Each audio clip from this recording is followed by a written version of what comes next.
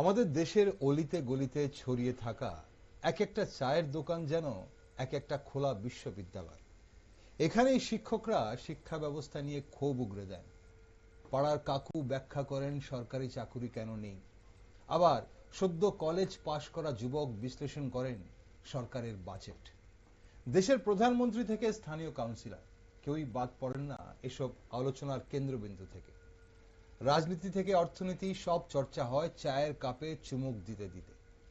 কিন্তু কখনো ভেবে দেখেছেন যে চায়ের চুমুক দিয়ে আলোচনায় ঝড় তুলছেন সেই চা শ্রমিকরা কেমন আছে? আসলে কম বেশি সমস্যা সবারই আছে। ত্রিপুরার চা শ্রমিকদের মূল সমস্যা হলো তাদের কম মজুরি। নিম্ন মজুরির কারণে শ্রমিকদের পক্ষে ন্যূনতম চাহিদা পূরণ করাও কঠিন হয়ে পড়ে। বহু বছর ধরে তারা ন্যায্য পারিশ্রমিক থেকে বঞ্চিত হয়ে আসছেন। সম্প্রতি রাজ্য সরকার দৈনিক মজুরি কিছুটা বৃদ্ধি করেছে। রাজ্য সরকারের নতুন সিদ্ধান্ত অনুযায়ী শ্রমিকদের দৈনিক মজুরি 176 টাকা থেকে বাড়িয়ে 204 টাকা করা হয়েছে। এই সিদ্ধান্তে উপকৃত হবেন রাজ্যের প্রায় 13,000 চা বাগান শ্রমিক। শ্রমিকদের জীবনের মান উন্নয়নের লক্ষ্যেই এই পদক্ষেপ নেওয়া হয়েছে বলে জানানো হয়েছে। তবুও তা এখনো বর্তমান বাজার দর অনুযায়ী খুবই অপ্রতুল বলে মনে করছেন অনেকে। ত্রিপুরা চা উন্নয়ন নিগম এবং বিভিন্ন শ্রমিক সংগঠন এই সিদ্ধান্তকে স্বাগত জানিয়েছে। তবে কিছু সংগঠন মজুরির আরো বৃদ্ধির দাবি জানিয়েছে, কারণ দ্রব্যমূল্যের ঊর্ধ্বগতি শ্রমিকদের জীবনে ব্যাপক প্রভাব ফেলেছে। একাংশ শ্রমিকদের মতে ওনারা এই সিদ্ধান্তে সন্তুষ্ট, তবে এটি যথেষ্ট নয়, আর ন্যায্য মজুরির জন্য আন্দোলন ওনারা চালিয়ে যাবেন। ত্রিপুরায় বর্তমানে প্রায় 52টি চা বাগান রয়েছে এবং চা শিল্প রাজ্যের অর্থনীতির একটি গুরুত্বপূর্ণ দিক হিসেবে বিবেচিত। তাই জানা প্রয়োজন চা বাগান শ্রমিকদের মজুরি বৃদ্ধিতে শ্রমিকরা কতটা খুশি এবং এর জন্য রাজ্যের চা শিল্পে কি ধরনের পরিবর্তন আসার সম্ভাবনা রয়েছে। তাছাড়া চা বাগানগুলোতে কি কি সমস্যা রয়েছে এবং সেই সব সমস্যার সমাধান কিভাবে সম্ভব। নমস্কার, আমি দীপেন আর আপনারা দেখছেন নিউজ ভ্যানগার্ড। রাজ্যের চা শিল্প এবং শ্রমিকদের নানান বিষয় নিয়ে আলোচনা করতে আজ টক শোতে আমার সাথে রয়েছেন ত্রিপুরা চা উন্নয়ন নিগমের চেয়ারম্যান সমীর রঞ্জন ঘোষ। স্বাগত আপনাকে। নমস্কার, আপনাকে স্বাগত। দাদা, প্রথমে যেটা আজকে জানার আছে, মজুরি বৃদ্ধি হয়েছে, বর্তমানে ত্রিপুরার চা শিল্পের অবস্থা কেমন? আপনি চেয়ারম্যান, তো এই মুহূর্তে বর্তমান চা শিল্পের অবস্থা কেমন? উৎপাদন ও বাজার সম্প্রসারণে কি কি অগ্রগতি হয়েছে? এবং আরেকটা গুরুত্বপূর্ণ বিষয় হচ্ছে যে অন্যান্য রাজ্যের তুলনায় ত্রিপুরার চা গুণগত মানের দিক দিয়ে কেমন উন্নতি করেছে বিগত বছর? নমস্কার, ভ্যানগার্ড কর্তৃপক্ষকে আজকে আমাদের এই অনুষ্ঠানে আমাকে আমন্ত্রণ জানানোর জন্য। পাশাপাশি যারা দর্শক বন্ধুরা আছেন, শ্রোতারা রয়েছেন, ভ্যানগার্ডের সম্মানিত দর্শক মণ্ডলী, প্রত্যেকে আপনাদের স্টুডিওর মাধ্যমে আমার পক্ষ থেকে শুভেচ্ছা ও অভিনন্দন জানাই। দেখুন, আমাদের ত্রিপুরাতে চা শিল্পটা এমন একটা শিল্প যেটা অত্যন্ত প্রাচীন শিল্পের মধ্যে একটা। তো আমাদের এই শিল্পে 1916 সাল থেকে আমাদের ত্রিপুরা রাজ্যে চায়ের শুরুয়াত হয়। চা বাগানগুলি আস্তে আস্তে তৎকালীন মহারাজা আমাদের পূর্ববঙ্গ থেকে আগত যারা জমিদার বংশের যারা ছিলেন তাদেরকে জমির ব্যবস্থা করেছেন, পর্যাপ্ত জমির ব্যবস্থা করে চা বাগিচা করার জন্য উৎসাহিত করেছেন। ঠিক। তারপর থেকে আজকে 2025, তো 1916 এবং 2025-এর মধ্যে প্রায় 109 বছরের ইতিহাস। এই 109 বছরের ইতিহাসে একটা লম্বা ইতিহাস রয়েছে। তার মধ্যে আমাদের রাজ্য পূর্ণ রাজ্য হওয়ার পর দীর্ঘ সময় যারা শাসন ব্যবস্থায় ছিলেন, যারা ক্ষমতায় ছিলেন, বিশেষ করে কংগ্রেস এবং সিপিএম, এই দুইটি দল আমাদের রাজ্যে সম্মিলিতভাবে বলা যায় যে 50 বছরের উপরে শাসন ক্ষমতায় ছিলেন।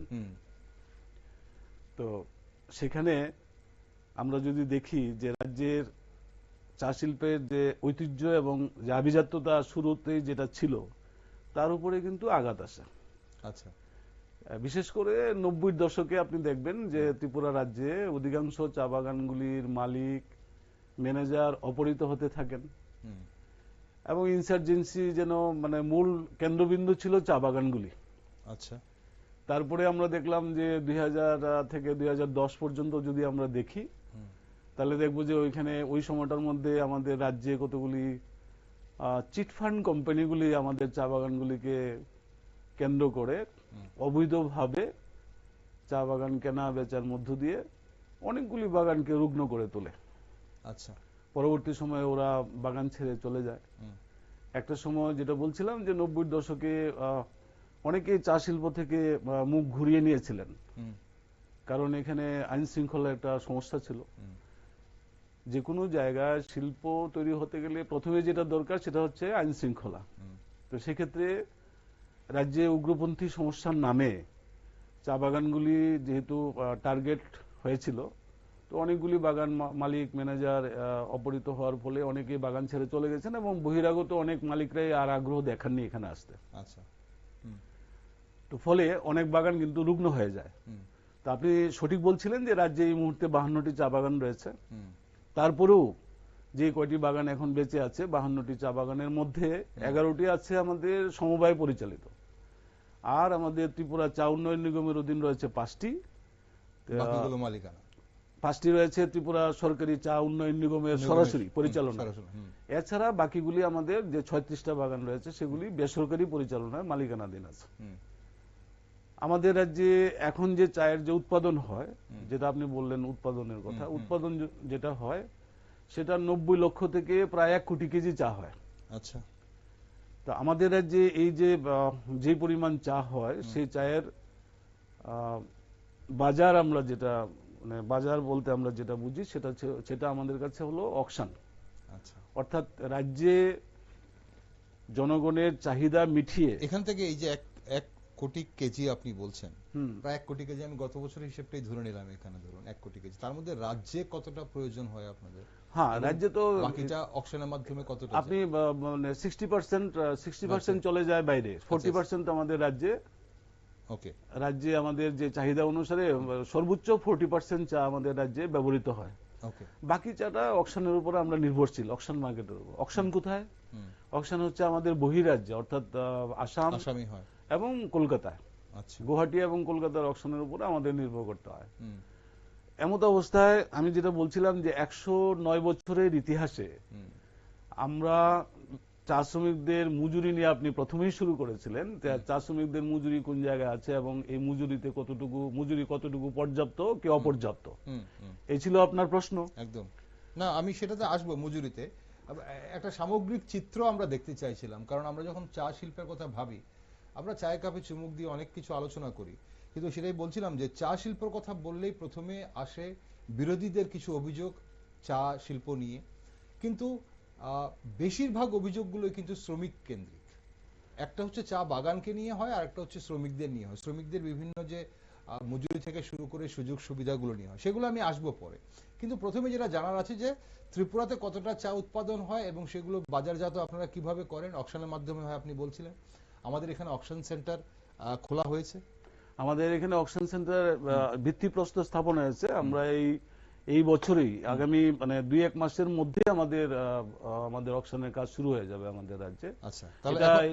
এটা আমাদের রাজ্যের মাননীয় মুখ্যমন্ত্রী তার জন্য যথেষ্ট প্রয়াস চালিয়েছেন এবং যত রকমের সহযোগিতা করার আছে উনি করছেন। তাহলে এখনো যে আমাদের রাজ্যের যে চাগুলো যেটা অকশন হয় সেটা কি অন্য কোনো রাজ্যের লেভেলে নামে কি ব্র্যান্ডে কি অকশন হয়, নাকি আমার রাজ্যের লেভেলেই ব্র্যান্ড হয় অকশন হয়? আমি আসছি আপনার এই প্রসঙ্গে। বিষয়টা হচ্ছে আমাদের এই যে চাটা যে বাইরে যায়, আমাদের রাজ্যে যারা চা উৎপাদনকারী সংস্থা রয়েছে, সরকারি বা বেসরকারি যারা আছেন, তাদের মধ্যে বেসরকারি যারা আছেন, বেসরকারি মালিকানা যারা আছে, তাদের আমাদের রাজ্যে যেমন চা বাগান আছে, আমাদের রাজ্যের বাইরেও চা বাগান আছে। যেমন আসামে রয়েছে, অনেকের বেঙ্গলে রয়েছে। যাদের রয়েছে তারা তাদের চাটাকে, ত্রিপুরার উৎপাদিত চাটাকে তাদের নিজস্ব ব্র্যান্ডে অন্য রাজ্যের নাম করে লেবেল করে চালাতে পারেন, কিন্তু অন্যদের পক্ষে সেটা সম্ভব না, সবার পক্ষে এটা সম্ভব না। এটা মুসলিম যাদের আছে সেটা ওনারা করতে পারেন। তো আমাদের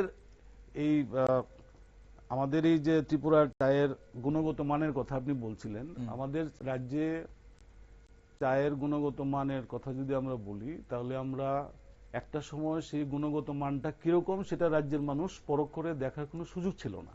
আচ্ছা।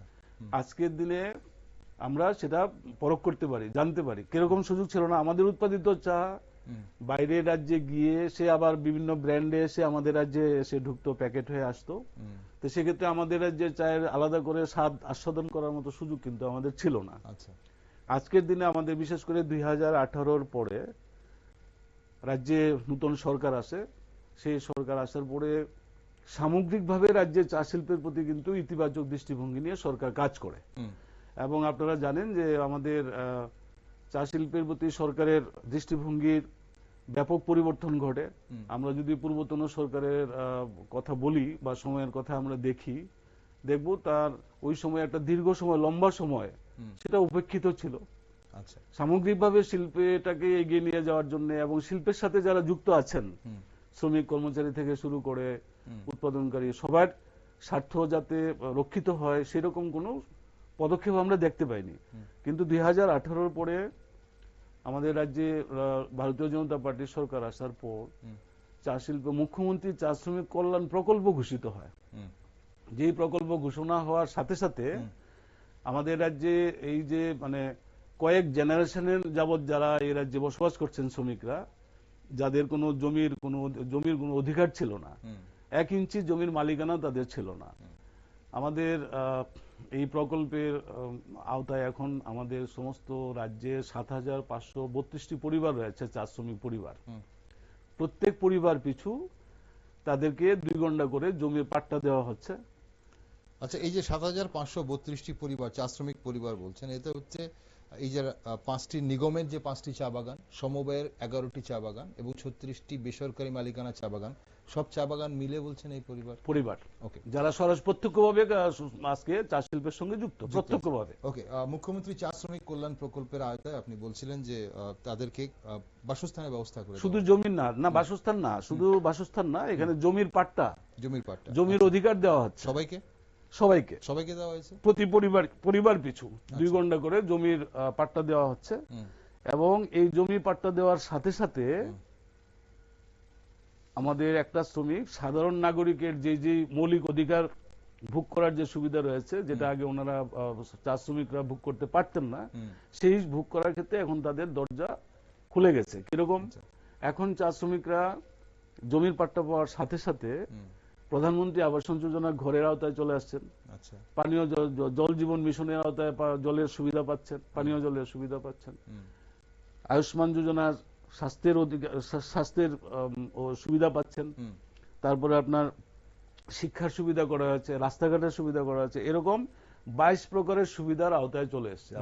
রেশনের সুবিধা পাচ্ছেন? রেশন সুবিধা তো আছে, প্রায় রেশনের সুবিধা একদিকে তো আমাদের চা শ্রমিকরা যেমন মজুরি পান নগদে, আবার কাইন্ডসেও পান। কাইন্ডসের মধ্যে রয়েছে চাল এবং আটা। তো চাল, রাইস, মানে রেশন যেটা পায়, ration is also a part of wages.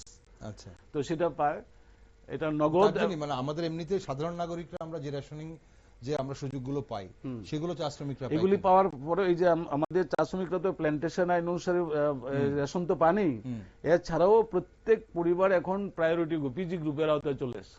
আচ্ছা, তাতে করে অতিরিক্ত ওরা রেশন সুবিধা পাচ্ছে। আচ্ছা, তো এটা একটা ঐতিহাসিক সিদ্ধান্ত আমাদের রাজ্য সরকার নিয়েছে চা শ্রমিকদের জন্য।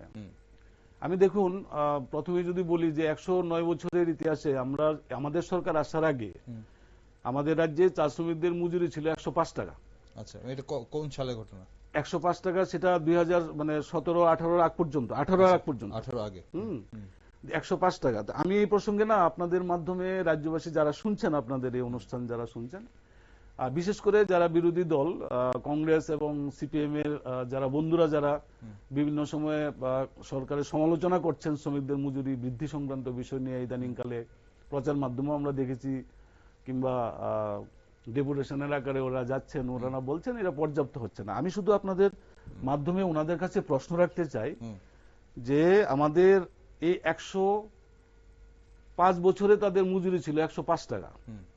সেই মজুরিটা কিভাবে হতো? 5 টাকা, 10 টাকা, 60 টাকা, সর্বোচ্চ 12 টাকা ওরা বৃদ্ধি করেছিলেন তাদের পিরিয়ডে। আচ্ছা, আমার কাছে পুরো ডাটাটা এখানে আছে, আমি আপনাকে দেখাবো। এর চাইতো সবচেয়ে দুর্ভাগ্যজনক যে বিষয়, সেটা হচ্ছে আমাদের এই চা শ্রমিকদের বিশেষ করে বাগিচা শিল্পের সঙ্গে যারা যুক্ত থাকে তাদের মজুরিটা নির্ধারিত কিভাবে হবে সেটা ভারত সরকারের ওয়েজ বোর্ড সুপারিশ করে, রাজ্য সরকারগুলিকে সুপারিশ করে। আপনি জেনে অবাক হবেন, আমাদের 2018-র আগে আমাদের রাজ্যে যে পূর্বতন সরকার যারা পরিচালনায় ছিলেন তাদের কাছে ভারতের সরকারের ভারতের যে ওয়েজ বোর্ডের যে রিকমেন্ডেশন, যে সুপারিশ, তারা কোনোদিন রাজ্যের চা শ্রমিকদেরকে জানতেই দেয়নি, বুঝতেই দেয়নি। আচ্ছা, এটা ত্রিপাক্ষিক চুক্তির মাধ্যমে 5 টাকা, 60 টাকা, 10 টাকা বৃদ্ধি করে তারা, অথচ তারা ওয়েজেস বোর্ডের রিকমেন্ডেশন গুলো কি ছিল? মানে একটা উদাহরণ যদি আমি এই ধরনের রিকমেন্ডেশন ছিল এবং তৎকালীন সরকার এতটুকু শুধু বাড়িয়েছে। একদম এটাই আমি আপনার কাছে আমার বলার ছিল। 2015 সালে আমাদের দেখুন, এখানে 2017 সালে তৎকালীন আমাদের ভারত সরকারের যিনি শ্রমমন্ত্রী, উনি হচ্ছেন বন্দারু দত্তাত্রেয়। উনি আমাদের ওনার প্যাডে, এই হচ্ছে ওনার প্যাড, ওনার প্যাডে উনি সারা ভারতবর্ষের সমস্ত মুখ্যমন্ত্রীদেরকে চিঠি পাঠিয়েছেন। আচ্ছা, যে এই যে আমাদের যে consumer price index for industrial workers, তাদের কনজিউমার প্রাইস ইন্ডেক্স অনুসারে শিল্প মানে ইয়ের সঙ্গে যারা যুক্ত, শিল্পের সঙ্গে যারা যুক্ত রয়েছে, বিশেষ করে বাগিচা শিল্পের সঙ্গে, তাদের মজুরিটা রিভাইজ করার জন্য প্রত্যেকটি রাজ্যের মুখ্যমন্ত্রীকে চিঠি পাঠিয়েছিলেন। আচ্ছা, এটা 2015 সালে। 2015 সাল। সেখানে 2015 সালে revise from 137 to 160 per day with effect from 1/7/2015 as intimated ভাই দিস মেমো ডেটেড অন এত এত। ওকে, মানে 137 থেকে 160 টাকা করতে বলা হয়েছে। আচ্ছা, 100। এবার খুব ইন্টারেস্টিং ঘটনা, 137 তো তখন ত্রিপুরাতে ছিলই না। আমি সেটাই তো আপনাকে বলছি, আপনার মাধ্যমে আমি রাজ্যবাসীকে এবং আমাদের এই অনুষ্ঠান যারা শুনছেন, 2015-তে আমাদের চা শ্রমিকদের রাজ্যে মজুরি ছিল 83 টাকা। আচ্ছা, অথচ ওই বছরে আমাদের মজুরি থাকার কথা ছিল, চা শ্রমিকদের মজুরি থাকার কথা ছিল ভারত সরকারের ওয়েজ বোর্ডের রিকমেন্ডেশন অনুসারে 137 টাকা। এবং সেই 137 টাকাটাকে রিভাইজ করে 160 টাকা করার কথা বলা হয়েছে। অর্থাৎ 2015 সালে 160 টাকা হওয়ার কথা ছিল। ঠিক অর্ধেক ছিল, তাহলে অর্ধেকের মতো ছিল। আমি প্রশ্ন করতে চাই আপনার মাধ্যমে, যারা আজকে সমালোচনা করছেন, যারা আজকে ডেপুটেশন দিচ্ছেন, যারা আজকে নেগেটিভ কথা বলছেন, তারা কি একবার ফিরে দেখেছেন যে 2015 সাল, 2014 সাল, 2016 সাল, 17 সাল, 18 সাল পর্যন্ত ত্রিপুরা রাজ্যে চা শ্রমিকদের মজুরি কত ছিল? এবং দীর্ঘ বামফ্রন্ট সরকার এই রাজ্যে শ্রমিক দরদি সরকার বলে নিজেদেরকে দাবি করতেন, তারা কি পরিমাণ মজুরি দিতেন সেটা কি তারা একবার দেখেছেন? দেখেননি। যদি দেখতেন তাহলে এই কথা বলতেন। 2015 সালে যখন ত্রিপুরা রাজ্যে চা শ্রমিকদের মজুরি ছিল 83 টাকা, তখন তৎকালীন কেন্দ্র সরকারের ওয়েজেস বোর্ডে আপনি বলছেন যে সেখানে 137 ওয়েজ বোর্ডের রিকমেন্ডেশন 137 থেকে 160 টাকা করার কথা ছিল এবং সেটা রিকমেন্ডেশন এসেছিল, প্রস্তাব এসেছিল 160 টাকা করা। আমি যেটা বলার যে এই রিকমেন্ডেশনটা সম্পর্কে রাজ্যের চা শ্রমিকরা জানতে পেরেছে, না রাজ্যের সাধারণ মানুষ জানতে পেরেছে, না রাজ্যের যে শ্রম দপ্তর রয়েছে তারা জানতে পেরেছে। তখন কি কোনোভাবে কি বাড়ানো হয়েছিল 83 টাকা থেকে? না, 83 টাকাটাকে বাড়িয়ে 71 টাকা থেকে 83 টাকা করা হয়েছে। 71 টাকা ছিল অরিজিনালি, 71 টাকা থেকে 83 টাকা 2015 করা হয়েছে। আমার কাছে পুরো চার্ট আছে, একদম সরকারি নোটিফিকেশনের চার্ট আছে। ওকে, সেখানে দেখবেন মানে 2015 সালে 71 টাকা থেকে বাড়িয়ে 83 টাকা করা হয়েছে। ঠিক আছে, আমরা একটা চিত্র পেলাম আপনার কাছে। বাকিগুলো তাহলে শতাংশের হিসাবে কি দাঁড়ালো? শতাংশের হিসেবে যদি আমরা যাই তাহলে সেটা আমরা দেবো 15%। আচ্ছা, আর আমাদের সরকার এসছে, আমাদের 7 বছর চলছে, 7 বছরে আমরা 2 দফায় আমাদের চা শ্রমিকদের মজুরি বৃদ্ধি হয়েছে। সেক্ষেত্রে শতাংশের হিসেবে যদি দেয় সেটা হচ্ছে 94%। তো আমি বুঝতে পারছি না শ্রমিক দরদি কাকে বলে। না, আপনারা প্রথমবার 2018-তে আপনারা আসার পর আপনি বলছিলেন যে 105 টাকা ছিল 2017 সালে। কারেক্ট। যখন রাজ্যে বিজেপি সরকার এলো, বিজেপি জোট সরকার, তখন কত ছিল? এবং প্রথম ধাপে আপনারা কত বাড়িয়েছিলেন? এবার আপনারা 176 থেকে 204 করেছেন। 176-এর আগে কত স্ল্যাব ছিল? 176-এর আগে আমরা 71 টাকা একসঙ্গে বাড়িয়েছি। আচ্ছা, 105 টাকা থেকে 176 মানে 71 টাকা একসঙ্গে বাড়িয়েছি আমরা। 71 টাকা প্রথমবার বেড়েছে। আচ্ছা, তো আমরা এই 71 টাকা 176 টাকা হলো। সেই এবার 29 টাকা বাড়ানো হয়েছে, এবার 28 টাকা বেড়েছে, 28 টাকা বেড়ে 204 টাকা হয়েছে। আমরা শতাংশের হিসাবে যদি আমরা দেখি সেটা হচ্ছে 94% আমরা 7 বছরে বৃদ্ধি করেছি। ওকে, চা শ্রমিকদের মজুরি আমরা বৃদ্ধি করেছি 7 বছরে 94%। আর অপরদিকে দীর্ঘ 25 বছরের শাসন ক্ষমতায় যারা ছিলেন, এখানে 5 বছর আমি বেশি আনিনি, শুধুমাত্র 2013 থেকে 2018 পর্যন্ত যে 5-6 বছরের হিসাব আমার কাছে আছে। ঠিক, আপনি পুরোটা হিসাব দিলেন। আপনি সর্বোচ্চ কত বেড়েছে জানেন? সর্বোচ্চ ওনারা বাড়িয়েছিলেন এই যে 93 টাকা থেকে 105 টাকা যেটা করেছেন, 93 থেকে 105 কত টাকা হয়? এদিকে 7 টাকা, ওইদিকে 12 টাকা, সর্বোচ্চ 12 টাকা বৃদ্ধি, এবং এটাই ছিল তাদের হাইয়েস্ট বৃদ্ধির হার। আচ্ছা, তো কোন মুখে ওনারা এসব কথা বলছেন আমাদের সেটা বোধগম্য হচ্ছে। ওকে, আমি একটা জিনিস জানতে চাইবো দাদা, এই যে এখন যেটা হচ্ছে 204 টাকা যেটা আছে মজুরি, আপনারা 176 থেকে বৃদ্ধি করে 204 করলেন, এখন ওয়েজেস বোর্ডের প্রস্তাব কত আছে? এখন ওয়েজ বোর্ডে শুনেন, এখানে আমাদের ওয়েজ বোর্ড আমাদেরকে 2017 সালের হিসেব যেটা আপনি বললেন যে 2015 সালে 160 টাকা, 2015 পরে 2017 তে ওয়েজ বোর্ডের রিপোর্ট এসেছে। আচ্ছা, এরপর কি আর এসেছে প্রস্তাব? এরপরে আর এখন পর্যন্ত আমাদের কাছে রিপোর্ট, ওয়েজ বোর্ডের রিপোর্ট আমরা পাইনি। 2017 সালে কত ছিল? 2017 সালে ছিল আমাদের, এটা সারা দেশের জন্য ছিল। 2017 সালে it has been risen to 275 to 250 from 250, 250 টাকা 83 পয়সা। আচ্ছা, 250 টাকা 83 পয়সা প্রস্তাব ছিল না ছিল তখন? 250 টাকা 83 পয়সার প্রস্তাব ছিল 2017 সালে। ওকে, এবং সেটা অল ইন্ডিয়া। তাহলে কি আমরা দাদা এই জিনিসটা কি আমরা ধরে নিতে পারি যে এই ওয়েজেস বোর্ডের প্রস্তাব অনুযায়ী অন্যান্য রাজ্যে, ওয়েজ বোর্ডের প্রস্তাবটা তো এই রাজ্যের মানুষ কখনো বুঝতেই পারেনি, জানতেই পারেনি। এটা আমি এনেছি বলে, আমি কালেকশন করেছি, এখনো কেউ জানতেই পারে না যে ওয়েজ বোর্ড আছে ভারতবর্ষে, এবং ওয়েজ বোর্ডের কাজ কি, ওয়েজ বোর্ডের রিকমেন্ডেশনটা কিভাবে কার্যকরী হবে, সেটা আমাদের রাজ্যে এই সরকার আসার আগে কেউ জানতেই পারেনি। অথচ আমাদের শ্রমিকদের অনেক সংগঠন রয়েছে, সিআইটিইউ রয়েছে, ইন্টাক রয়েছে, নানান ধরনের সংগঠন রয়েছে। কোন সংগঠনের তরফ থেকে আপনি দেখাতে পারবেন না, ওরা দেখাতে পারবে না যে এই ওয়েজ বোর্ডের রিকমেন্ডেশনের জন্য ওরা সরকারের কাছে আন্দোলন করেছে কিংবা ওরা সরকারের কাছে দাবি রেখেছে। ওকে, না আমার যেটা জানার ছিল যে আমার বলতে দ্বিধা নেই, এটা লুকিয়ে রেখেছে। শ্রমিকদের সঙ্গে প্রতারণার একটা উজ্জ্বল দৃষ্টান্ত। আপনি তো বের করে এনেছেন এবং আপনি সেটা জনগণের সামনে তুলে ধরেছেন। এখন কিন্তু প্রশ্ন হচ্ছে যে 2017 সালে যদি 250 টাকা 83 পয়সা প্রস্তাবিত থাকে, তাহলে আমরা ধরে নিতে পারি যে 2017 সাল থেকে অন্যান্য রাজ্যের অন্য কোন রাজ্যে 250 টাকা পাচ্ছে হয়তো। 250 শুনে না, এই প্রসঙ্গে আমি একটা কথা বলি। 17 থেকে শুরু করে এখন 25। আমাদের ত্রিপুরা রাজ্যের যে চায়ের, আমাদের সারা ভারতবর্ষে চায়ের কোনো এমএসপি নেই।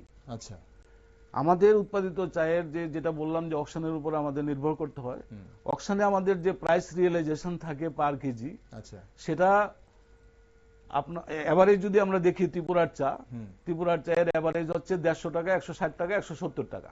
আচ্ছা, হ্যাঁ, তো এবার প্রতি কেজি চা যদি আপনার 160-70 টাকা বিক্রি হয়, না সেটা কমে কেন সেটা বুঝতে পেরেছি। হ্যাঁ, কমে কেন, এটাই তো ইন্টারেস্টিং ঘটনা। আপনাকে ত্রিপুরা রাজ্যের চা কেন কমে, আমি এগুলি বলতে গেলে নিশ্চয়ই অনেক সময়েরও প্রয়োজন, তবু আপনাকে বলি 2-4টা বিষয়। যেহেতু আমাদের চাটা আমি বললাম না যে আমাদের গুয়াহাটি কিংবা কলকাতাতে আমাদের চা পাঠাতে হয়, অকশনের উপর আমাদের নির্ভর থাকতে হয়। এই গুয়াহাটি এবং কলকাতা দুটোটা জায়গায় চা উৎপাদনকারী জায়গা। আচ্ছা, আসামে চা উৎপাদন হয়, আপনারা জানেন যে সারা বিশ্ব আসামে চা উৎপাদনকারী রাজ্য হিসেবে পরিচিত। পশ্চিমবঙ্গে চা হয়, পশ্চিমবঙ্গের তার নিজস্ব উৎপাদিত চাটাকে বিক্রি করার পরে তারপরে কিন্তু ত্রিপুরার চাটাকে অকশনে নেওয়া হয়। আচ্ছা, আসামেও তাই।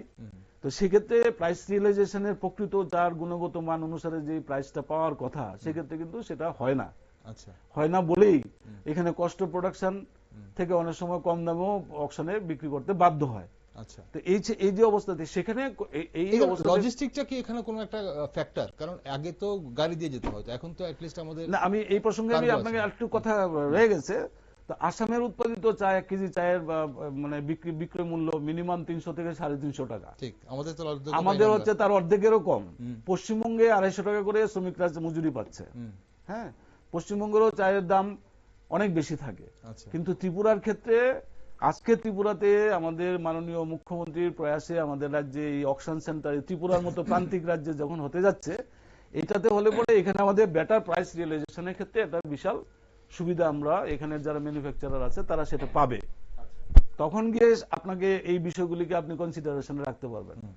আমার বক্তব্য এই জায়গায় নয়। আমার বক্তব্য হলো যারা দীর্ঘদিন শ্রমিক দরদি বলে হাটে ঘাটে মাঠে চিৎকার চেঁচামেচি করে বলতেন শ্রমিকদের প্রতি তাদের সহানুভূতির কথা বলতে গিয়ে তারা অনেক মাঠে হইচই করতেন, কিন্তু তারা এই যে 5 টাকা 10 টাকা 60 টাকা আর সর্বোচ্চ 12 টাকা বৃদ্ধি করে তাদেরকে নিয়ে শুধু ভোট ব্যাংকের রাজনীতি করতেন, ভারতীয় জনতা পার্টির সরকার আসলে সেটা করেনি। তাদের দেশের প্রধানমন্ত্রী শ্রমজীবী অংশের মানুষ না, শুধু দেশের সব অংশের মানুষের, বিশেষ করে প্রান্তিক সমাজের যারা প্রান্তিক অংশের মানুষ, তাদের অধিকার এবং সম্মান প্রতিষ্ঠার লক্ষ্যে যেই সব নীতিমালার মধ্য দিয়ে আপনার বিভিন্ন প্রকল্পের মধ্য দিয়ে তাদের আর্থসামাজিক অবস্থার উন্নয়নের জন্য প্রয়াস চালিয়ে যাচ্ছেন। আমাদের রাজ্যের ভারতীয় জনতা পার্টির সরকার কিন্তু সেই দিশায় কাজ করছে, আর করছে বলেই এই ইতিবাচক সিদ্ধান্তগুলি একের পর এক ঐতিহাসিক সিদ্ধান্ত নিচ্ছে। এবং আমরা আরেকটু বিস্তারিত আপনার কাছে জানবো, কারণ চা শিল্প নিয়ে কিন্তু অনেক আশা আমাদের রাজ্যের মানুষের, রাজ্যবাসীদের, এবং চা শিল্প আগামী দিনে আরো বেশি অগ্রগতির পথে যাবে সেটাই কিন্তু অনেকেই ভাবছেন, অনেকেই কিন্তু ফোকাস করছেন চা শিল্পের দিকে। এখন প্রশ্ন হচ্ছে যে এই যে আপনি বলছেন, আমরা একটু হিসেবটা জানতে চাইবো। অনেকেই বলছেন যে বিগত 2 বছর ধরে চা নিগম লসে রান করছে, প্রায় 22 থেকে 24 অব্দি, 22-23 এবং 23-24 প্রায় 10 কোটি টাকা লসে রান করেছে নিগম। এটা সত্যি কি? এবং যদি হয়ে থাকে তাহলে কেন? না, আমি আপনার এই কথার সঙ্গে একেবারেই সহমত পোষণ করছি না, কারণ আমার ডাটা এই কথা বলছে না। আচ্ছা, আপনি খুব ভালো বলেছেন। আমি একটা সুযোগ পেয়েছি, যেহেতু চা উন্নয়ন নিগমের দায়িত্বে আমি রয়েছি। আমি একটু আগেই বলেছি যে চা উন্নয়ন নিগমের অধীন 5টি বাগান রয়েছে এবং 2টি ফ্যাক্টরি রয়েছে। আপনি আমাদের এই 2টি ফ্যাক্টরিতে আমাদের মোট চা উৎপাদন ক্ষমতা হচ্ছে প্রায় 10 লক্ষ কেজি। আচ্ছা, তো সেক্ষেত্রে একটি দুটা ফ্যাক্টরিতেই আমরা এখন পর্যন্ত আমরা 7,85,000 কেজি চা আমরা বিগত অর্থ বছরে আমরা তৈরি করেছি, সর্বোচ্চ হাইয়েস্ট। আচ্ছা, যেটা ত্রিপুরা চা উন্নয়ন নিগমের ইতিহাসে এত বেশি পরিমাণ চা উৎপাদন হয়নি। 1, 2 হচ্ছে আমাদের চায়ের অকশন মার্কেটে যে আমাদের যে প্রাইস রিয়েলাইজেশন, আমরা ত্রিপুরা রাজ্যে এইবার এই অর্থ বছরে, বিগত অর্থ বছরে এই প্রথমবার আমরা সবচেয়ে হাইয়েস্ট প্রাইস পেয়েছি। অর্থাৎ এভারেজ প্রাইস পেয়েছি আমরা নভেম্বর পর্যন্ত 211 টাকার উপরে। আচ্ছা, ডিসেম্বর মাসে এবং জানুয়ারি মাসে কিছু চা বিক্রি হয়, তখন তাদের কোয়ালিটি অনেকটা ডিটোরিয়েট করে। সেই চাটাকেও বিক্রি করার মধ্য দিয়ে আমাদের এভারেজ আসছে 194.96। ওকে, এটা ত্রিপুরা চা উন্নয়ন নিগমের ইতিহাসে প্রথমবার এত উচ্চ দামে আমরা চা বিক্রি করতে সক্ষম হয়েছি। কিন্তু কতটা এজ এ রেজাল্ট আমরা এই অর্থ বছরে, দ্যাট ইজ এই যে অর্থ বছরের কথা আমি বলছি, বিগত অর্থ বছরে, আচ্ছা 24-25 অর্থ বছরে আমাদের 3,98,00,000 টাকা অতিরিক্ত আমরা বিক্রয় মূল্য পেয়েছি, অতিরিক্ত বিক্রয় মূল্য পেয়েছি তার আগের বছর থেকে। আচ্ছা, এটা কিভাবে সম্ভব হয়েছে? এটা সম্ভব হয়েছে আমাদের কোয়ালিটি ইমপ্রুভ হয়েছে বলেই। আপনাকে অকশন মার্কেটে তো আমাকে দেখে তো আর দাম ঠিক করবে না, তার কতগুলো প্যারামিটার থাকে, গুণগত ভালো হয়েছে, সেটার জন্য আছে। এবার আপনি লোকসানের কথা বলছিলেন, তা আমি আমাদের এই যে চা, যেটা আমরা নিগমের যে আমাদের যে উৎপাদিত চা, আমাদের প্রায় 8 লক্ষ কেজির কাছাকাছি আমরা চা করি। অর্ধেক চা আমাদের ত্রিপুরা রাজ্যে যে পিডিএস সিস্টেম, রেশন শপের মাধ্যমে আমাদের দিতে হয়। আচ্ছা, এটা সরকারের একটা কমিটমেন্ট, এবং আমাদের সরকার যেহেতু ওয়েলফেয়ার স্টেট, আমাদের রেশন শপের মাধ্যমে আমরা খুব স্বল্প মূল্যে আমাদের চাটা দিতে হয় বলে আমাদের একটা বড় পরিমাণ, আমি যদি এই বছর আমরা বিগত দ্যাট ইজ 24-25 অর্থ বছরে আমরা 3,08,000 কেজি চা আমরা রেশন শপের মাধ্যমে দিয়েছি। আচ্ছা, এই 3,08,000 কেজি চা যদি আমি অকশনে পাঠাতাম, যে চাটা আমি অকশনে পাঠিয়ে আমি প্রায় 4 কোটি টাকা অতিরিক্ত পেয়েছি, তাহলে পরে এই 3 লক্ষ কেজি বা 3,08,000 কেজি চা যদি অকশনে পাঠাতাম, তাহলে পরে এখানে 2,16,00,000 টাকা অতিরিক্ত পেতাম। আচ্ছা, তো আমি যেটা বললাম যে আমাদের সরকার হচ্ছে ওয়েলফেয়ার সরকার, জনগণের সরকার। যেহেতু সরকারের কমিটমেন্ট রয়েছে পাবলিকের প্রতি, আমাদের রাজ্যে এই যে চাটা আমি দিচ্ছি আমাদের এই পিডিএস সিস্টেমে, এটা আমি বন্ধ করে দিলে, আমি অকশন মার্কেটে দিলে আমার কিন্তু টিটিডিসি কিন্তু লাভে চলে আসবে। এবার চলে আসতো, এই অর্থ বছরে চলে আসতো।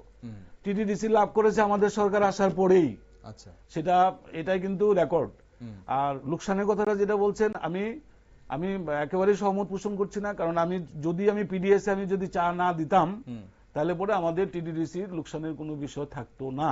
আচ্ছা, তাহলে 2022-23 এবং 23-24-এর চিত্র পাল্টেছে 24-25-এ। ইয়েস, আমি 24-25-এর কথাই বলছি। ওকে, তাহলে আপনি দেখবেন আমাদের 24-25-এর আগে 24-25-এর আগে 23-24-এর যে হিসাব, 23-24-এ আমাদের ত্রিপুরা চা উন্নয়ন নিগমের চা 23-24-এরই, আমি আগের সরকারের কথা বলছি না, 23-24-এ আমাদের চায়ের এভারেজ প্রাইস ছিল 123 টাকা।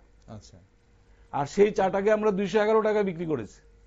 এবার ভাবুন 3 লক্ষ কেজি চা যদি আমি বেশি পাঠাতে পারতাম, তাহলে পরে এটার জন্য আমাকে বেশি পড়াশোনা জানার দরকার নেই, তাহলে পরে আমার কত টাকা বেশি আসতো এই আমি যদি অকশনেই সম্পূর্ণ চাটা পাঠাতাম। ওকে, এখন প্রশ্ন হচ্ছে যে ত্রিপুরাতে যখন অকশন সেন্টার আপনারা আমি এই প্রসঙ্গক্রমে বলার হচ্ছে কি যে আমি বিশ্বাস করি যে ত্রিপুরাতে ভালো চা করা যায় এবং ভালো চা করতে পারলে তার উপযুক্ত দামও পাওয়া যায়। সেটা টিটিডিসি করে দেখিয়েছে।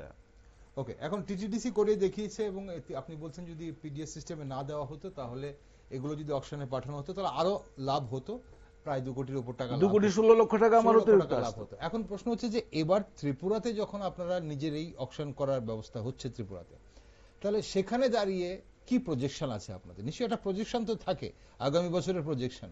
এখন এই অকশনে কি শুধু টিটিডিসির চাই আপনারা অকশন করবেন, নাকি এই যে 11খানা সমবায় আছে তার পাশাপাশি মালিকানা, বিশেষ করে যে ক্ষুদ্র মালিকানা যে বাগানগুলো আছে তাদের কি আপনারা সুযোগ দেবেন কিনা? খুব সুন্দর বলেছেন আপনি। প্রথমেই আপনাকে বলি যে আমাদের রাজ্যে এই যে টোটাল যে আমরা যে 90 লক্ষ থেকে 1 কোটি কেজি যে চা বানাই, সেক্ষেত্রে আমাদের 52টি বড় বাগানের কথা আমরা বলেছি। এখানে আপনি মনে রাখবেন যে আমাদের রাজ্যে 2800 আমাদের ক্ষুদ্র চা চাষি রয়েছে, ক্ষুদ্র চা চাষি, যেগুলিকে সরকারের তরফ থেকে তাদেরকে করে দেওয়া হয়েছে। এই 2800 যে ক্ষুদ্র চা চাষিরা আছেন তারা আমাদের মোট উৎপাদনের প্রায় 30% আমাদেরকে কাঁচা পাতা তারা সরবরাহ করেন। আচ্ছা, আমাদের টোটাল মেটটি যা হয়, মূল মেটটির প্রায় 30% কাঁচা পাতা কিন্তু আমাদের এই ক্ষুদ্র চা চাষিদের থেকে আসে। আচ্ছা, এবার আপনি যেটা বলছিলেন যে আমাদের রাজ্যে অকশন সেন্টার হলে পরে তার কি প্রভাব পড়বে, এটার দারুণ প্রভাব পড়বে। আমাদের রাজ্যে অকশন সেন্টার হওয়ার সাথে সাথে আমাদের যারা ম্যানুফ্যাকচারার যারা আছেন, টি সেলার যারা আছেন, রেজিস্টার্ড সেলার যারা আছেন, তারা ভীষণভাবে উপকৃত হবেন। তার 2-4টা বিষয় শুধু আপনাদের সামনে দর্শকদের জন্য রাখতে চাই, উপস্থাপন করতে চাই। প্রথম কথা হচ্ছে আমাদের এই যে অকশনের যে প্রসেসটা, আপনি চা অকশনে পাঠানো থেকে শুরু করে বিক্রি পর্যন্ত,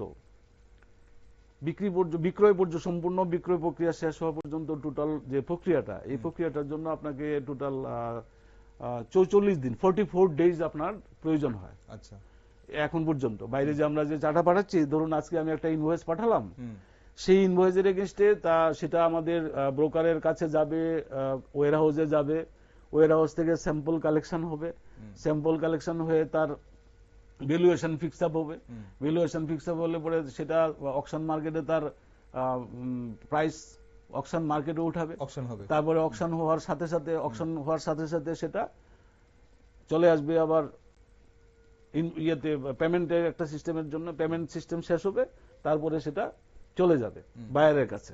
এই যে প্রসেসটা, তার জন্য 44 ডেজ লাগে। আচ্ছা, আমাদের রাজ্যে যখন এটা হবে তখন সেটা 27 দিনের মাথায় শেষ হয়ে যাবে। আচ্ছা, অর্থাৎ এক্ষেত্রে যারা স্টেক হোল্ডার যারা থাকবেন, seller, buyer, registered seller, buyer যারা আছেন, প্রত্যেকে দারুণভাবে উপকৃত হবেন। কারণ টোটাল এই প্রক্রিয়াটার মধ্যেই আপনার 40% সময় কম লাগবে।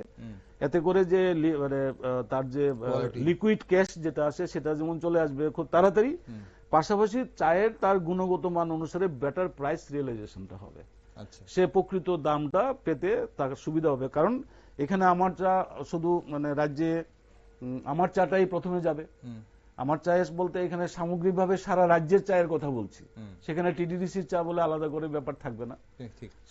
সামগ্রিকভাবে ত্রিপুরাতে যারা যারা ম্যানুফ্যাকচারার যারা আছেন প্রত্যেকের চাটা এখানে আসবে। এমনকি আমরা চেষ্টা করছি আমরা যাতে কাছাড়ের যে চা, কাছাড় অঞ্চলে যে চাটা হয় সেই চাটাও যাতে ত্রিপুরার অকশনে আসে, তার জন্য এখান থেকে যাবে। তো সেক্ষেত্রে কাছাড়ের ইয়ারাও বেনিফিটেড হবে, আমাদের রাজ্যে যারা উৎপাদন করে আছে তারাও বেনিফিটেড হবে।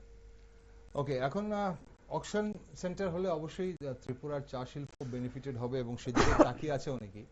তবে আমরা একটু শ্রমিকদের কাছে ফিরে আসি। আপনি মুখ্যমন্ত্রীর চা শ্রমিক কল্যাণ প্রকল্পের কথা বলছিলেন। এখন শ্রমিকদের জন্য স্বাস্থ্য সেবা, আবাসন ও শিক্ষা ব্যবস্থার উন্নয়নে মানে পর্ষদ সরাসরি কি কি পদক্ষেপ নিচ্ছে? এখন আমরা আমরা এমন কিছু অভিযোগ আমরা পাই এবং অভিযোগ আমরা দেখি যে বিভিন্ন চা বাগানগুলোর যে পরিস্থিতি, বিশেষ করে চা শ্রমিকদের, সেটা সত্যি কথায় বলে বর্ণনা করার মতো নয়। সেই এখনো মনে হয় তারা যে জীবনযাপন করছে শুধু বেঁচে আছে, বেঁচে থাকতে হবে বলে বেঁচে আছে।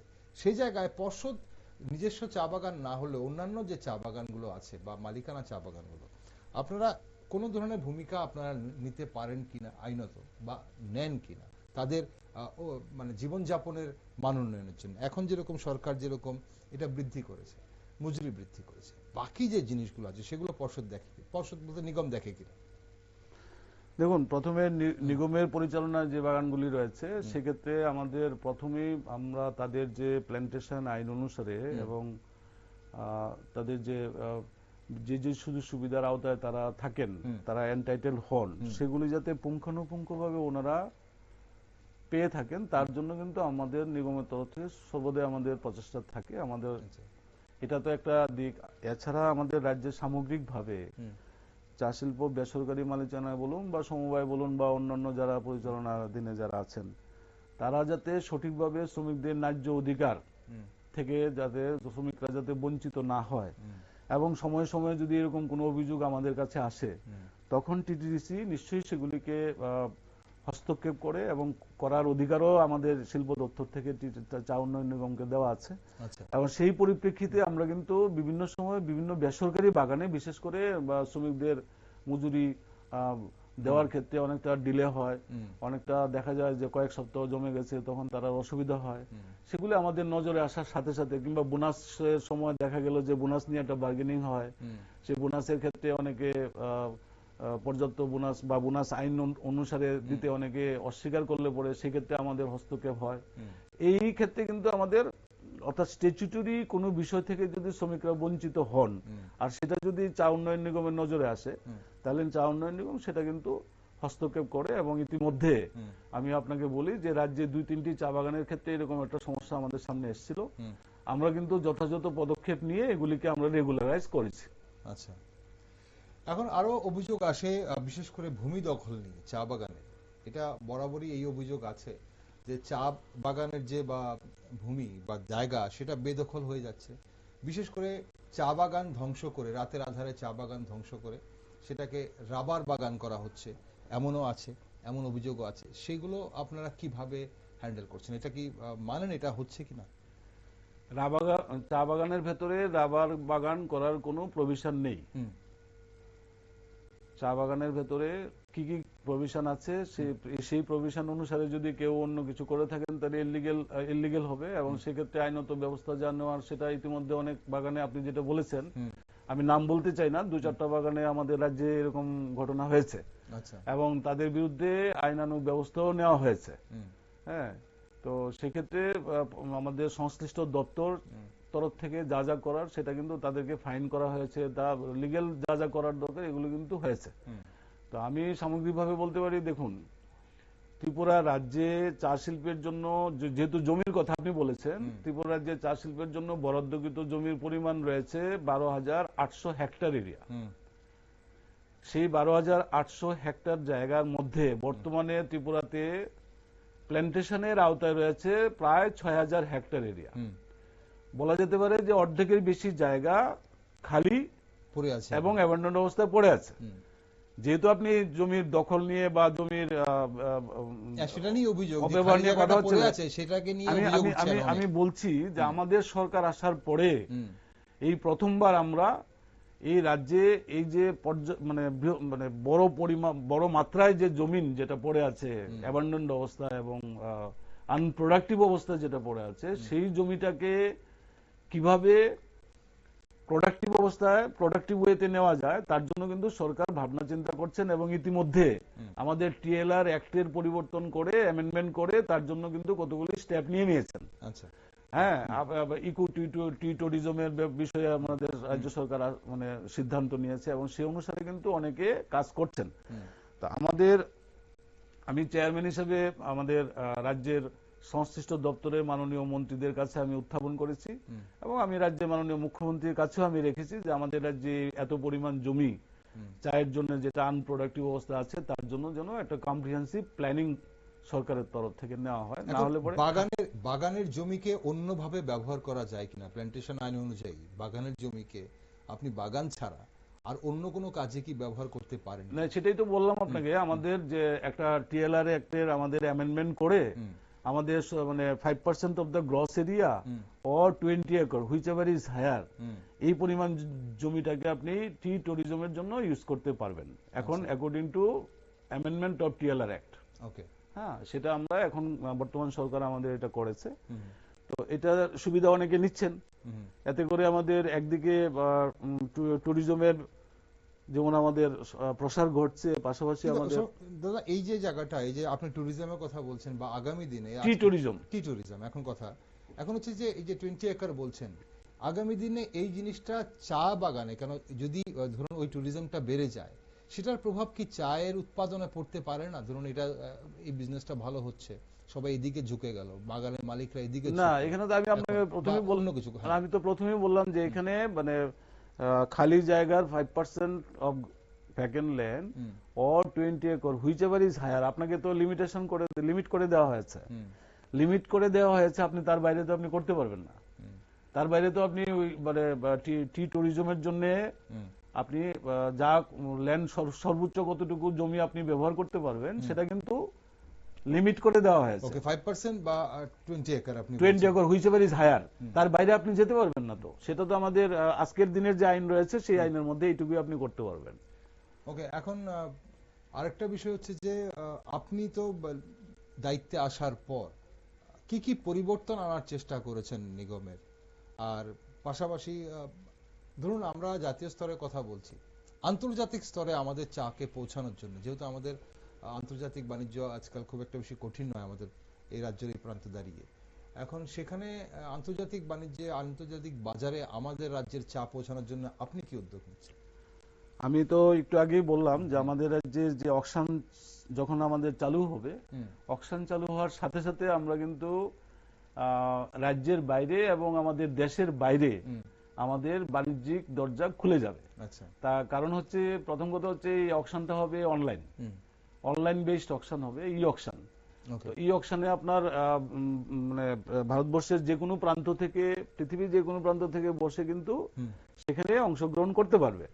তো এইটা করার মধ্য দিয়েই কিন্তু আমাদের চা শিল্পের সামগ্রিক বিকাশের জন্য আমরা সামনের দিনে ঘুরে দাঁড়াবার একটি মানে রাস্তা আমাদের প্রশস্ত হবে। পাশাপাশি এই অকশন সেন্টার চালু হওয়ার সাথে সাথে এখানে এমপ্লয়মেন্ট জেনারেশনের একটা স্কোপ তৈরি হবে এবং আমাদের রাজ্য সরকার এবং কেন্দ্রীয় সরকারের উভয় সরকারের রেভিনিউ আর্নিংস এর ক্ষেত্রে কিন্তু একটা ক্ষেত্র তৈরি হবে। কারণ এখানে এতদিন পর্যন্ত আমাদের যে এই যে চাটা বহিরাজ্যে যাওয়ার পরিপ্রেক্ষিতে কিন্তু আমরা কিন্তু রেভিনিউ দিক থেকে কিন্তু আমরা অনেকটাই বঞ্চিত হতাম, সেটা কিন্তু এখন আমাদের রাজ্যে হওয়ার সাথে সাথে আমরা কিন্তু, তাহলে এখন আলটিমেটলি চা শিল্প টোটালটাই নির্ভর করছে অকশন সেন্টারের উপর, মানে কেন্দ্রবিন্দু হয়ে যাচ্ছে। নিশ্চয়ই, আপনাকে তো বাজার দেখুন, অকশন সেন্টার মানে বাজার, তো বাজার আপনার উৎপাদিত সামগ্রী যদি তার প্রপার বাজার যদি না থাকে তাহলে পরে তো আপনি তো সেই প্রোডাক্ট তৈরি করে তো আপনার কোনো কাজে আসবে না। আমাদের দুর্ভাগ্য ছিল যে আমাদের এত শত বছরের পুরনো আমাদের এই শিল্প রাজ্যে একটা পূর্বতন সরকার 25 বছর একসঙ্গে, তার আগে 10 বছর, 35 বছর এই রাজ্যে শাসন করেছে, কিন্তু কখনো এই শিল্পটাকে গুরুত্ব দিয়ে দেখেনি। পার্শ্ববর্তী রাজ্য আসামকে সারা পৃথিবীতে চীনের সবাই আসামের চা উৎপাদন করে রাজ্য হিসেবে, আমাদেরকেও চেনার কথা ছিল, কিন্তু সেটা হয়নি। করা যেত এখানে, in spite of having all potentiality, আমরা কিন্তু সেটা কিন্তু কাজে লাগাইনি। আজকে আমাদের সরকার দৃষ্টি দিয়েছে, ইতিবাচক দৃষ্টিভঙ্গি নিয়ে কাজ করছে এবং একের পর এক ঐতিহাসিক সিদ্ধান্ত। আমি বললাম তো 7 বছরে আপনার যা বললাম, আমি কিন্তু এখানে মানে যতগুলি কথাই বলেছি সব তথ্য ভিত্তিক। ওকে সুমিতা, অনুষ্ঠানের সময় ফুরিয়ে যাচ্ছে, একটা ছোট্ট কথা, 176 টাকা থেকে 204 টাকা মজুরি বৃদ্ধি, না 105 টাকা থেকে 204 টাকা বলবো আমি। এই স্লটেতে আপনার 176 আমরা করেছি, আমাদের সরকার করেছে। আমি বিজেপির কথা বলছিলাম, আমি নিগম এই মুহূর্তে যেটা নিগম যে সুবিধাটা পেয়েছে যে সেটা হচ্ছে শ্রমিকদের মজুরি 176 থেকে 204 গেল। এবার হচ্ছে যে সঙ্গে কর্মচারীদের 18% বৃদ্ধি করেছে, বেতন বৃদ্ধি করেছে। অকশন সেন্টার অকশন সেন্টার আসছে, এখন আমরা দেশ বিদেশে আমাদের চা যাবে যাবে 1 কোটি কেজি, আপনি বললেন গত বছর আমাদের চায়ের উৎপাদন 90 লক্ষ থেকে 1 কোটি কেজি চা 90 লক্ষতে 1 কোটি কেজি। এবার এই যে মজুরি বৃদ্ধি, শ্রমিকদের মজুরি বৃদ্ধি, আমাদের চা শিল্পে তার কতটা প্রভাব পড়বে? আপনি কি মনে করেন এটা যথেষ্ট? না, আমি যথেষ্ট একবারও বলিনি, হুম, কিন্তু পাশাপাশি আপনাকে দেখতে হবে যে আমার উৎপাদিত চা, আমার যে 1 কেজি চা তৈরি করতে আমার যদি খরচ হয় 150 টাকা, হুম, আর সেটা যদি বিক্রি হয় 120 টাকা, তাহলে তো আমি সেই শিল্পকে বাঁচিয়ে রাখতে পারবো না। হুম, তাহলে আমাকে তার কষ্ট প্রোডাকশন থেকে বেশি দামে আমাকে বিক্রি করতে হবে। হুম, সেই একদিকে যেমন আমার কষ্ট প্রোডাকশনের দিকে আমার লক্ষ্য রাখতে হবে। হুম, কষ্ট প্রোডাকশন তো শ্রমিকদের মজুরি বৃদ্ধির সাথে সাথে এই যে 176 থেকে 204 টাকা যেটা আমরা বলছি, হুম, 204 টাকাটা মানে সঙ্গে কিন্তু আরো অনেকগুলি বিষয় রয়েছে। হুম, 204 টাকা বৃদ্ধির সাথে সাথে তার বোনাস বাড়বে, তার পিএফ বাড়বে, হুম, পার্সেন্টেজ অনুসারে আনুপাতিক হারে তার পিএফ এর টাকা বাড়বে, বোনাস সবকিছুই বাড়বে, বাড়বে সব তার। মিলে। বাড়বে। এবং তার সঙ্গে যেটা কাইন্ডসের যেটা ভ্যালু আছে সব মিলে কিন্তু হুম, 340 থেকে 360 টাকা হবে। হুম, এখন 1 কেজি চা তৈরি করার ক্ষেত্রে যে কষ্ট দাঁড়াবে, সেই কষ্টের উপরে যদি চাটা বিক্রি করতে না পারে, তাহলে সেইখানে তার আগ্রহ থাকবে না, কোনো ব্যবসায়ী কোনো শিল্প প্রতিষ্ঠানের আগ্রহ থাকবে না। তো সেটাও আপনাকে মাথায় রাখতে হবে। এই এখন মজুরি অকশন বৃদ্ধিকে সেন্টার হলে তো আমাদের এই যে মানে ইয়েটা রেটটা আমরা খুব ভালো রেট অনেকটা অনেকটা অনেকটা ভালো রেট আমরা পাবো, আমরা এবং পাবো। আমাদের গুণগত মান অনুসারে যেটা পাওয়া উচিত এটা আমরা পাবো। ঠিক এটা পাবেন। এবং যদি আমরা অকশন সেন্টার যদি হয়ে যাওয়ার পর, শুরু হওয়ার পর আমরা যদি ভালো রেট পাই, তাহলে কি শ্রমিকদের মজুরি, যদি আমরা রেট ভালো পাই এবং সেটা দেখুন, কস্ট এফেক্টিভ হয়ে থাকে, তাহলে শ্রমিকদের মজুরি তো এই যে বললাম না আপনাকে, ভারত সরকারের ওয়েজ বোর্ডের পরে সেটাই বলছিলাম, সেই ওয়েজের প্রস্তাব অনুযায়ী যাবে। না না, মিনিমাম ওয়েজেস অ্যাক্ট, যেটা মিনিমাম ওয়েজেস অ্যাক্টের অনুসারে আপনাকে 176 দিতেই লাগতো, এটা 2017 সালে করা হয়েছিল, হুম, কিন্তু সেটাকে ফলো করেনি তো আমাদের সরকারে, সেটা করেছে। ওকে। এটা তো 2017 সালেই করা ছিল, 2017 ওই দেখুন। ঠিক 2017 সালের হিসাবটা আপনার কাছে আছে, এরপরে ওয়েজেস বোর্ড কি প্রস্তাব করেছে সেটা না না, অবশ্যই ওয়েজ বোর্ড এটাই প্রস্তাব করেছে যে শেষ। মিনিমাম ওয়েজ অ্যাক্টের মিনিমাম ওয়েজ অ্যাক্ট অনুসারে 176 টাকার নিচে যাতে না হয়, ওকে। সেটা 2017 সালে বলা হয়েছে, হুম, কিন্তু করা হয়নি সেটা। ঠিক। এখন 176 176 নিচে করা যাবে ওটা বলেছে। 176 থেকে আপনারা 204 করেছেন, কিন্তু অকশন সেন্টারে যদি, অকশনে যদি আমাদের চা যদি ভালো দাম পায়, তখন শ্রমিকদের মজুরি আরো বাড়ার সম্ভাবনা এটা আপনি আছে। আরেকবার দ্বিতীয়বার বলছেন কথাটা। দেখুন, এটা তো মজুরি বৃদ্ধিটা এটা একটা নির্দিষ্ট পিরিয়ডের জন্য হয়, এটা পার্মানেন্ট নয়। হুম, আজকে 176 থেকে 204 টাকা হয়েছে, 204 থেকে আবার এটা একটা নির্দিষ্ট পিরিয়ডের জন্য এই মজুরি থাকবে। এই মজুরিটার জন্য 3 বছরে আমাদের চোখ তো সেই 250 টাকা 83 পয়সা, আপনি প্রথমে আমার চোখ তো 250 সেখানে টাকা 83 পয়সা, 83 যেটা পশ্চিমবঙ্গের ক্ষেত্রে, পশ্চিমবঙ্গ, আসাম যদি সেরকম রেট পায়, আমরা সেই জায়গায় আমাদের শ্রমিকরা সেরকম পাওয়ার ডেফিনেটলি সম্ভাবনা আছে কিনা, তখন সেই দাবি সেটাই। আসবে, সেটাই আপনার কাছে সেটা। শুনতে চাইছিলাম। নিশ্চয়ই যদি ভালো দাম আমরা পাই চাই, ডেফিনেটলি তাহলে আপনি, এটা আমার বক্তব্যটা এটাই ছিল যে আসামে চায়ের শ্রমিকদের মজুরি আমাদের থেকে বেশি। ঠিক। পশ্চিমবঙ্গে 250 টাকা করে দেওয়া হয়, কিন্তু পশ্চিমবঙ্গ প্রতি কেজি প্রতি কত টাকা চা বিক্রি হয়, ঠিক। আমাদের আমাদের চাহিদা যদি রাজ্যে আমরা কত ভালো বেশি? পাই, তাহলে আমাদের শ্রমিকরা হয়তো ভালো এটা নিয়ম মজুরি অনুসারেই পাবে। আসবে, ঠিক। নিয়ম অনুসারে তো দিতে আপত্তি কিছু নেই। অসংখ্য ধন্যবাদ সৌমিত্র সঙ্গে থাকার জন্য। চা নিগমের অনেক কিছু আমরা অভিযোগ আছে, অভিযোগগুলো শুনি, এবং আজকে আপনি অভিযোগ খণ্ডন করলেন, পাশাপাশি আগামী দিনের আপনাদের ভবিষ্যতে কি কি পরিকল্পনা আছে সেগুলো বললেন। তবে আপনার চা শিল্প নিয়ে আরো কিছু হোক, আরো উন্নতি হোক, এবং আমাদের রাজ্যের অনেক মানুষ, বিশেষ করে যারা চা শ্রমিকরা, তাদের জীবনযাপন যেন আরো সুন্দর হয়, সেটাই আমরা চাইবো আপনাদের কাছে। আপনারা যেন সেদিকটা অবশ্যই নজর রাখবেন। ধন্যবাদ আজ সময় দেওয়ার জন্য। দর্শক বন্ধুরা, ত্রিপুরা চা শ্রমিকরা বহু বছর ধরে নানান প্রতিকূলতার মধ্যে জীবনযাপন করছেন। শ্রমিকদের ন্যায্য মজুরির পাশাপাশি স্বাস্থ্যসেবা, বাসস্থান এবং শিক্ষার মতো মৌলিক অধিকারগুলোর দাবি বহুদিন। চা শ্রমিকদের উন্নয়ন শুধু একটি শ্রেণীর নয়, বরং তা গোটা সমাজ ও অর্থনীতির সামগ্রিক অগ্রগতির জন্য জড়িত। ত্রিপুরা চা শিল্পের রয়েছে উজ্জ্বল সম্ভাবনা, তবে তা বাস্তবায়নে শ্রমিকদের জীবনযাপনের উন্নয়ন, উৎপাদন ব্যবস্থার আধুনিকীকরণ এবং সরকার, মালিক, শ্রমিকের মধ্যে সুসংহত পরিকল্পনা প্রয়োজন। এখন অকশন সেন্টার হলে অনেকটাই কিন্তু চা শিল্পের উন্নতি হবে বলে আশা রাখছেন নিগমের চেয়ারম্যান সমীরঞ্জন ঘোষের। এখন দৃষ্টিকোণ থেকে আমরা অবশ্যই সেটাকে দেখছি, সামাজিক এবং মানবিক দৃষ্টিকোণ থেকেও এটা কিন্তু খুব জরুরি শ্রমিকদের উন্নয়ন হওয়াটা। আগামী দিনে তা কতটা হয় তা সময় বলবে, আমরা সেদিকে নজর রাখছি। চা শ্রমিকদের সব খবরে চোখ রাখছি আমরা, আর আপনারা সব নিউজ আপডেট ও টক শো দেখার জন্য চোখ রাখুন শুধুমাত্র নিউজ ভ্যানগার্ড।